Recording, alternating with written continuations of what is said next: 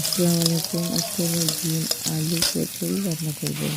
এর জন্য পেঁয়াজটা ভেজে এখানে আদা রসুন হলুদ মরিচ লবণ দিয়ে মশলাটাকে কষিয়ে নেওয়ার পর আমি তরকারিটা দিয়ে ভালোভাবে তরকারিটা কষিয়ে নেব। কিছুক্ষণ এটাকে কষালে তরকারিটা অনেক ভালো লাগে। এর জন্য আমি কিছুক্ষণ কষিয়ে নেব।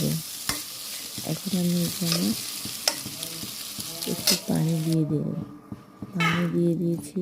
কিছুক্ষণ জাল করে নেওয়ার পর আমি একটা মশলা বানিয়েছি তরকারির জন্য, এই মশলাটা দিয়ে দিলাম এখানে।